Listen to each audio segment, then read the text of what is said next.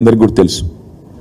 అందుకే తెలంగాణ యువతకు తెలంగాణలోని ప్రతి తల్లి తండ్రికి కేసీఆర్ గారి నాయకత్వంలో తెలంగాణ రాష్ట్రం సాధించిన ప్రగతి, తెలంగాణ రాష్ట్రం ముఖ్యంగా ఉపాధి కల్పన రంగంలో సాధించిన విజయాలను ఒక్కసారి తిరిగి గుర్తు చేయాల్సిన బాధ్యత మా మీద ఉన్నది. కాబట్టి మీ ద్వారా వారి దృష్టికి కొన్ని విషయాలు నేను తీసుకొని పోయే ప్రయత్నం చేస్తాను.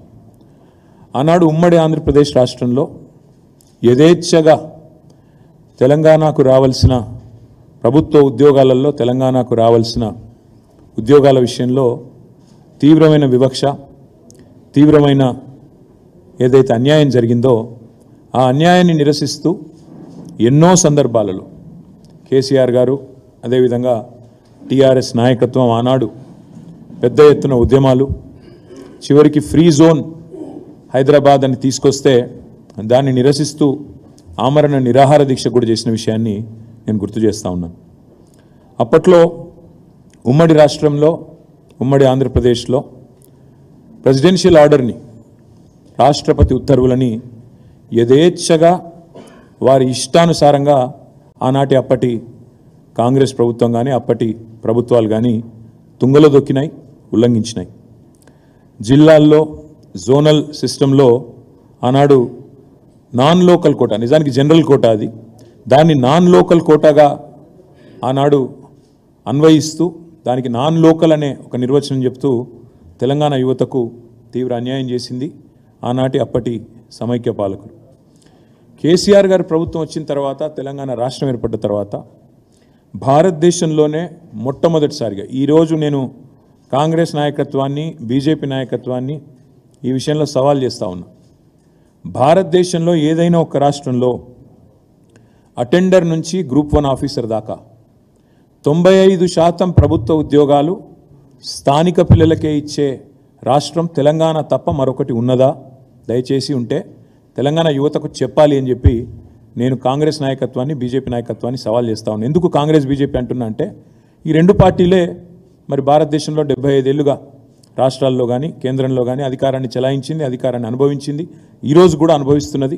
ఇప్పటికి కూడా భారతదేశంలోని 28 రాష్ట్రాల్లో అధికారాన్ని నిర్వహిస్తున్నది ఈ రెండు పార్టీలే. కాబట్టి నేను చెప్తా ఉన్నా, కేసీఆర్ గారి నాయకత్వంలో మేము చివరికి ప్రెసిడెంట్ గారి దాకా పోయి, పార్లమెంటుకి పోయి ఆనాటి అప్పటి ప్రధానమంత్రిని కూడా కలిసి ఒత్తిడి తెచ్చి కొత్త జోనల్ వ్యవస్థను తెచ్చి పాత విధానాన్ని సంస్కరించి అటెండర్ నుంచి మొదలు పెడితే గ్రూప్ 1 ఆఫీసర్ దాకా 95% ఉద్యోగాలు తెలంగాణలోని స్థానిక పిల్లలకు, స్థానిక యువతకే దక్కే విధంగా 95% రిజర్వేషన్ తెచ్చిన ఒకే ఒక్క నాయకుడు కేసీఆర్, ఒకే ఒక్క ప్రభుత్వం తెలంగాణ ప్రభుత్వం కేసీఆర్ గారి నాయకత్వంలో.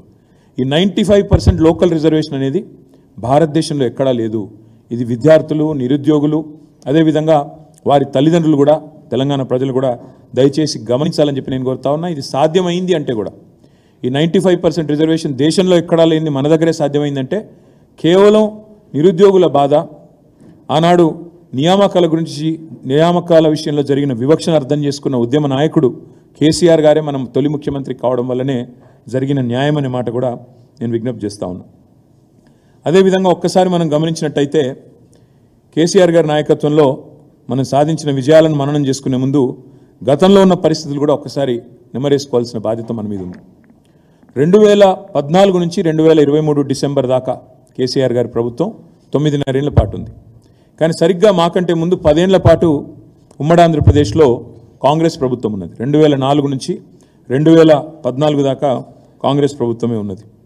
మరి కాంగ్రెస్ ప్రభుత్వ హయాంలో 2004 నుంచి 2014 వరకు ఆనాడు ఉమ్మడి ఆంధ్రప్రదేశ్లోని 23 జిల్లాల్లో, తెలంగాణలోని 10 జిల్లాలు, ఆంధ్ర ప్రాంతంలోని 13 జిల్లాలు, ఆంధ్ర రాయలసీమ ప్రాంతంలోని 13 జిల్లాలు మొత్తం కలిపి 10 ఏళ్లలో వారు ఏపీపీఎస్సీ ద్వారా, అదేవిధంగా ఇతరత్ర మొత్తం ప్రభుత్వ ఉద్యోగాల భర్తీ ఎంత చేసినారయ్యా 10 ఏళ్లలో కాంగ్రెస్ ప్రభుత్వం అంటే 24,086 పోస్టులు మాత్రమే.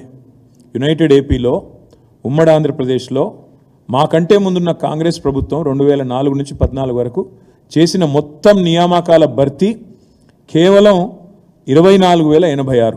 అందులో తెలంగాణ వాటా 42% అనుకుంటే, ఎందుకంటే 58-42 రేషియోలో పంపకాలు జరిగినాయి కాబట్టి 42% అనుకుంటే తెలంగాణ వాటా తెలంగాణలోని 10 జిల్లాలకు దక్కింది కేవలం 10,080 ఉద్యోగాలు మాత్రమే. మళ్ళొక్కసారి నేను చెప్తా ఉన్నా, 10 ఏళ్లలో తెలంగాణకు ఘనత వహించిన కాంగ్రెస్ ప్రభుత్వ హయాంలో 2004 నుంచి 2014 వరకు తెలంగాణకు